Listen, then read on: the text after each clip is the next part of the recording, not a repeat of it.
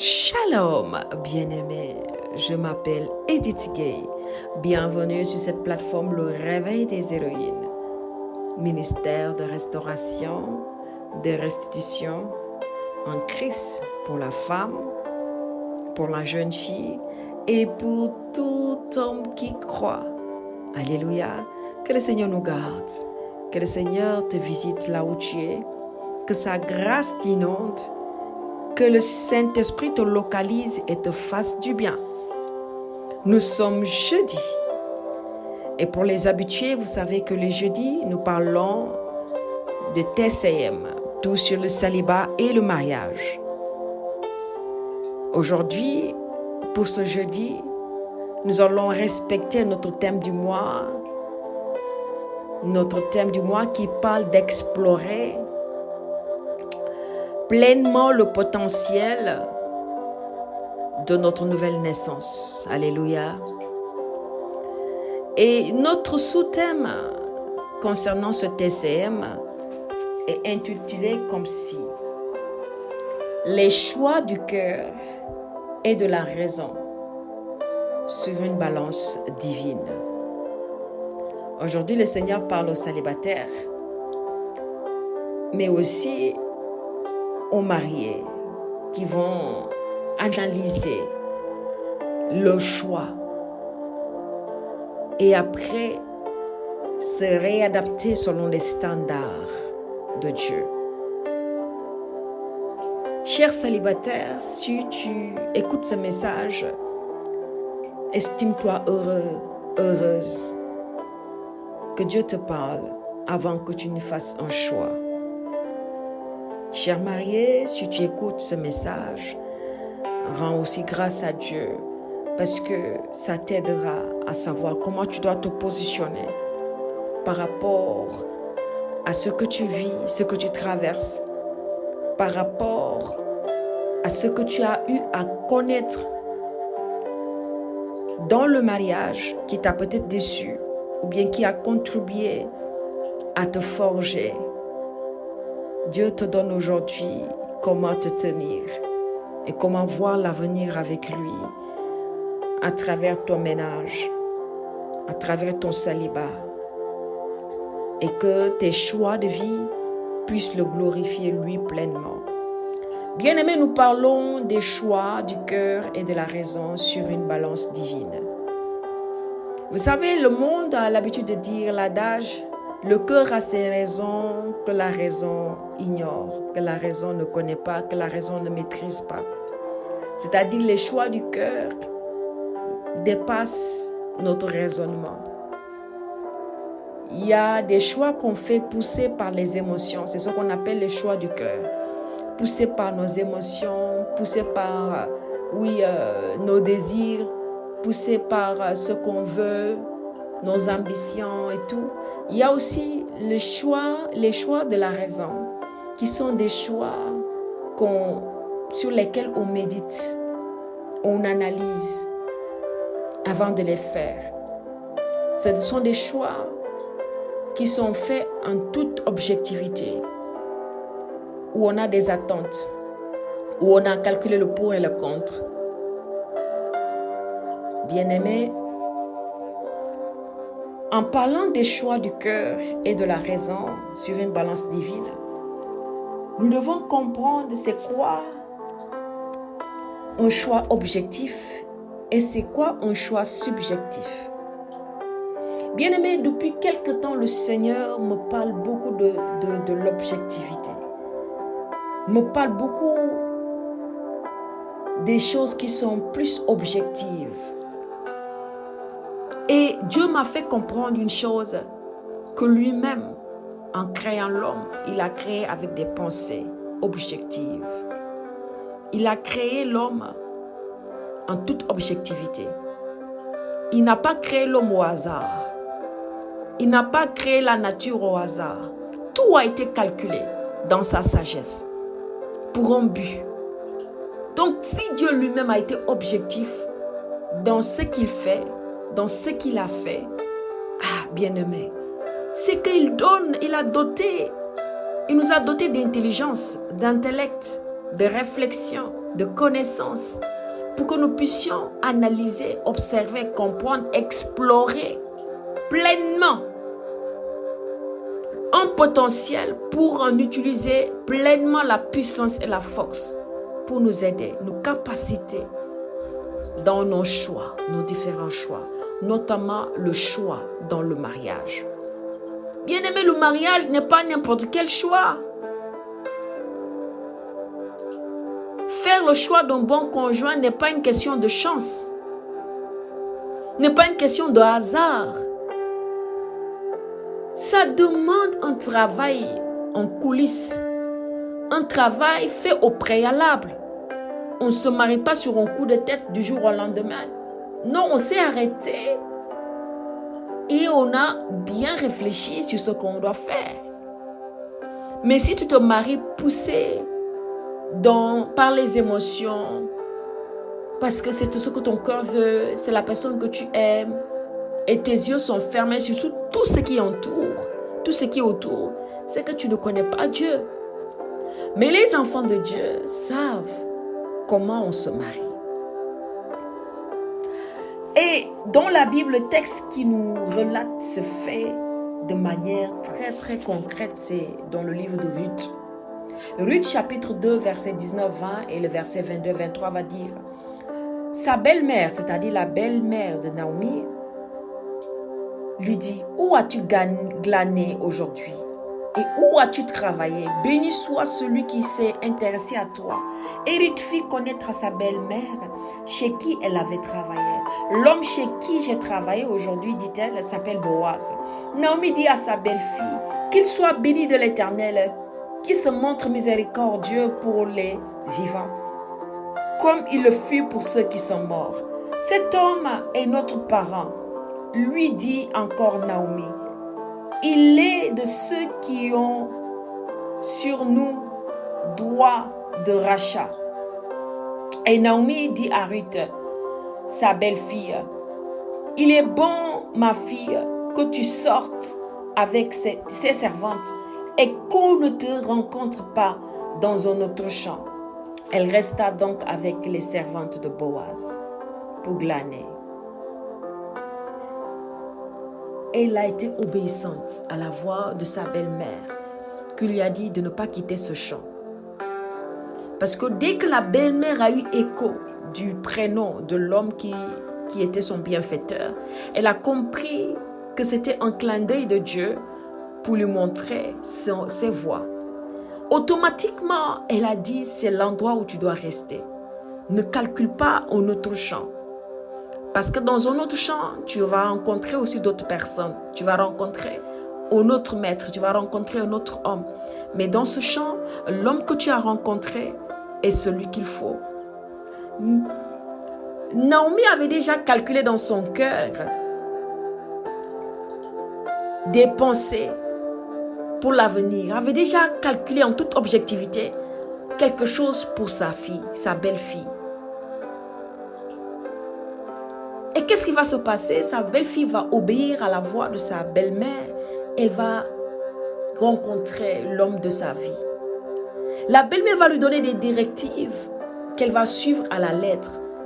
Et là, elle va se marier avec un homme qu'elle n'a pas au préalable vu comme un homme dont elle est tombée amoureuse sous coup de foudre. Non. Elle n'a pas regardé: ah, l'homme là, il est jeune, il est musclé, il est beau, il a de l'argent. Parce que Boaz était plus âgé qu'elle. Elle n'a pas regardé tous ces aspects, mais elle a eu confiance à la voix de l'expérience qui lui parlait. La voix de l'expérience, c'est la voix de Naomi, qui connaît la vie et qui a connu cet homme et qui a jugé que c'était quelqu'un de bien. Et qui a reconnu la main de Dieu dans cette situation. Qui a reconnu que c'est Dieu dans sa miséricorde qui a orchestré cette situation. Elle n'a pas demandé à sa belle-fille: est-ce que tu l'aimes? Est-ce qu'il t'a montré qu'il t'aime? Non. Elle a dit: reste dans ce champ, parce qu'elle savait que quelque chose allait se passer si sa belle-fille lui était obéissante. Et quelque chose s'est passé. Dieu a béni leur union, et de leur union, de leur entraille, est venu le précieux roi qu'on appelle David. Bien-aimés, ceci pour dire que dans la vie, nous faisons des choix objectifs et des choix subjectifs, ou des choix subjectifs, ou bien nous faisons les deux à la fois. Un choix objectif est une décision guidée par des faits vérifiables, des données mesurables et la logique, sans l'influence des émotions, des goûts personnels ou des préjugés. Il repose sur la réalité des choses. Alléluia. Ça, c'est le choix objectif. Et le choix subjectif est guidé par les sentiments, l'humeur, les envies ou le style de chacun. Tandis que le choix objectif est guidé par la raison, les critères universels et la vérité mesurable. Quand on parle de vérité mesurable, nous pouvons coller cela à la vérité de la parole de Dieu. Une vérité mesurable par la parole de Dieu. Une raison guidée, c'est-à-dire une nouvelle intelligence issue de notre nouvelle naissance. Notre façon de réfléchir non à la manière des hommes, mais à la manière surnaturelle de Dieu. Des critères universels, c'est-à-dire il y a des normes dans la société, des choses qui sont honorables et qu'on doit respecter. Parce qu'un humain ne se marie pas avec un animal, c'est pas quelque chose qui honore les normes de la société. Vous comprenez? Tout ce qui est contre nature n'honore pas l'humain. Donc il y a des choses qui sont établies de manière universelle, qui sont là. Pas que ça a été donné par Dieu, mais ça a été inspiré à travers ce qui honore Dieu. Et l'homme, au fur et à mesure, a commencé à déguiser cela, a commencé à dénaturer cela. C'est pourquoi nous pouvons voir maintenant le mariage de personnes de même sexe. Des gens qui se transforment, qui deviennent des transgenres. Et cela a poussé certaines personnes à faire accepter à la majorité cela, cette façon de voir la vie. Donc, ce n'est pas tout qui honore Dieu, mais la plupart de nos règles de la société honorent Dieu. Ce sont des normes universelles qui honorent Dieu et qu'on doit respecter. Parce que Dieu a utilisé des hommes pour les établir. Et maintenant, ce qui caractérise un choix objectif, quand nous parlons des choix de la raison, c'est basé sur des faits. L'utilisation de preuves claires et de chiffres. C'est impartial. Absence de préférence affective ou d'intérêt personnel. C'est vérifiable. Une autre personne placée dans la même situation ferait la même déduction logique. Je ne suis pas en train de dire qu'on ne se marie pas par amour. On se marie, il y a l'amour dans le mariage. C'est quelque chose qui est indiscutable. Vous savez, quand tu es enfant de Dieu et que tu laisses tes choix à Dieu, Dieu ne te donne pas quelqu'un parce que tu l'aimes. Dieu ne te donne pas une femme parce que tu l'aimes. Dieu ne te donne pas un mari parce que tu l'aimes et que c'est celui que tu désires. Dieu ne te donne pas un mari parce qu'il respecte tes critères. Tu veux un homme élancé, beau, clair, noir, de petite taille ou ceci ou cela. Non. Dieu ne te donne pas selon tes critères à toi. Si tes critères rejoignent les critères de Dieu, gloire à Dieu. Mais Dieu te donne selon ce qu'il trouve qui est bon pour toi, excellent pour toi, pour ton avenir, pour ta destinée. Alors si tu fais confiance à Dieu, il va te montrer le choix que lui veut. Mais il te laisse libre au choix de changer ce que toi tu veux. Mais il va te montrer ce que lui il veut. Et quand il te montre ce que lui il veut, alors que ça ne correspond pas à ce que toi, ton cœur veut, tu es poussé à repousser, tu es tenté à repousser le choix de Dieu pour toi, faire ton propre choix, parce que tu te sens plus à l'aise dans ton propre choix. Oui, tu vois, cet homme respecte les critères que tu veux, mais l'homme que Dieu t'a choisi, tu dis, ah, vraiment, ce n'est pas mon goût. Et tu vois que, c'est-à-dire, émotionnellement, il n'y a pas les sentiments encore. Mais Dieu ne te demande pas de sentir avant d'obéir. Dieu te demande d'obéir et après tu vas sentir. Il a suffi que Ruth obéisse à la voix de sa belle-mère qui a compris la main de Dieu dans cette affaire pour ensuite aimer cet homme-là. Donc, quand tu es enfant de Dieu, tu dois comprendre que ta nouvelle naissance a un potentiel et tes capacités de raison influencées par le Saint-Esprit, guidées par l'éclairage de la parole de Dieu, pour que tu comprennes que tu fais face à un choix de vie. Donc, ce n'est pas n'importe quel choix. Tout le monde peut être contre ce choix, mais c'est le choix qu'il te faut. Et demain, tu donneras, c'est-à-dire, tout le monde te donnera raison, parce qu'ils auront compris que le choix que tu as fait, c'était le meilleur choix pour toi. Mais si tu te laisses influencer par tes émotions, c'est que tu n'es pas encore prêt à accepter la volonté de Dieu. Parce que Dieu ne regarde pas tes émotions, ce que tu veux. Dieu regarde ce qui est bon pour toi et te le propose. Mais Dieu ne te force pas la main. Tu es libre de choisir ce que tu veux faire de ta vie. Mais tu en paieras certainement les conséquences. Tu en subiras les conséquences. Les conséquences peuvent être bonnes ou mauvaises. Bien-aimé, tu peux faire face à un choix. Tu es face à cette personne. Vous devez vous marier. Mais cette personne-là a des choses qui te font douter, mais tu l'aimes quand même. Un homme qui t'humilie, qui te frappe, qui t'humilie devant les gens, même si vous êtes seul, qui te crie dessus, qui te gifle. Un homme qui ne te respecte pas qui tu es, qui ne connaît pas ta valeur, mais que toi tu aimes. Est-ce que tu vas te marier avec cet homme? C'est que tu as fait le choix du cœur. Tu as fait un choix subjectif et non objectif.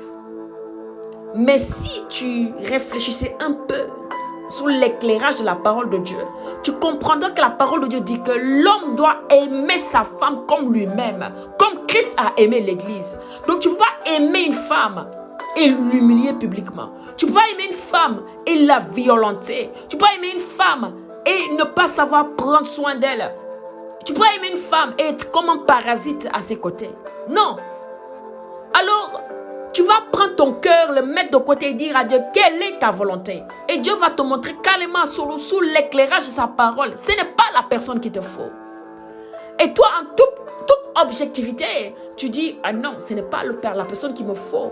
Alors, je mets les sentiments de côté. Je dis, Seigneur, ces sentiments, je te l'amène. Je dépose ces sentiments devant ton autel, à tes pieds. Je les dépose comme sacrifice. Et maintenant, remplis mon cœur des sentiments qu'il faut.